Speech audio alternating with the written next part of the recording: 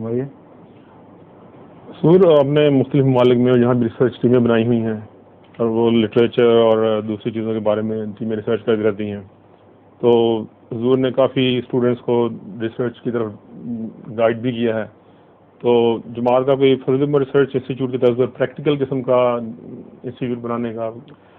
فضل عمر research institute نے اتنا لمبا عرصہ کیا پیدا کیا، بہت خرچ ہوئے، کئی قسم کی اسکینڈل بھی چل پڑیں، چھانبینیں ہوئیں، اور جو اعلیٰ مقصد تھا وہ پورا نہیں ہو سکا۔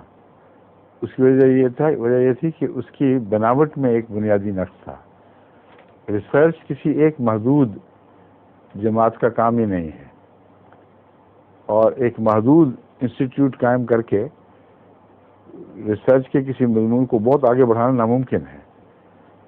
ریسرچ کے لیے لازم ہے کہ آپ کے ریسرچ اسکالر دنیا کی بہترین لیبارٹریز میں پھیلے ہوئے ہوں اور دنیا کے تمام ذرائع علم ان کو مہیا ہوں، ورنہ ایک جماعت احمدیہ کی لیبارٹری کو ایسا اکوپ کرنا کہ اس کو تمام دنیا کی سہولتیں جو ماڈرن ہیں وہ مہیا کر دی جائیں، یہ تو ناممکن ہے۔ آپ کے سارے بجٹ دنیا کے مل بھی جائیں تو اس کا 100واں حصہ بھی پورا نہیں کر سکتے۔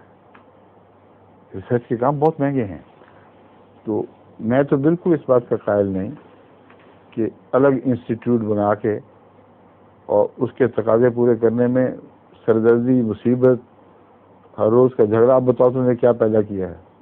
ہمارے بیچارے جو ریسرچ میں کام کیا کرتے تھے نا، ان کی جاب طلبیاں ہوا کرتی تھیں، یہاں بھی آئے ہوئے ہیں بعض بزرگوں میں سے۔ کیا بتاؤ اس عرصے میں تم نے کیا ایجاد کیے تھی، کیا نکالا ہے؟ اور ریسرچ اس طرح چلتی ہے بھلا۔ مسلم عورت کو شوق تھا، انہوں نے ایک تجربہ کیا، اور ہر تجربہ کامیاب نہیں ہوا کرتا، اور اس لیے بھی کامیاب نہیں ہو سکا کہ ہر شامل آدمی نے اپنے آپ کو اس طرح ڈیڈیکیٹ نہیں کیا۔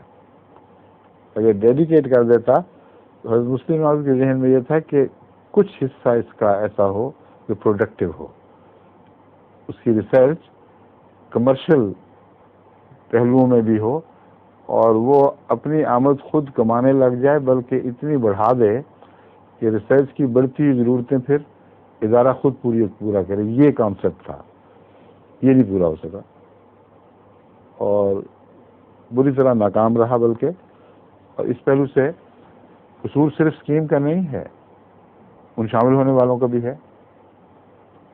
اور اکثر تو بیٹھ کے بیچارے مکھیاں مارتے ہیں، کہتے ہیں ہم کریں کیا، جیسے اب کس طرح کریں ریسرچ؟ نہ وہ ذرائع مہیا ہیں، نہ وہ جدید علم کے ماہرین ہیں جو ان کو رہنمائی کر رہے ہوں جگہ جگہ، نہ وہ لیبارٹریز ہیں، نہ وہ ماحول ہے پورا۔ تو آپ واپس اس طرف لے جانا چاہتے ہیں۔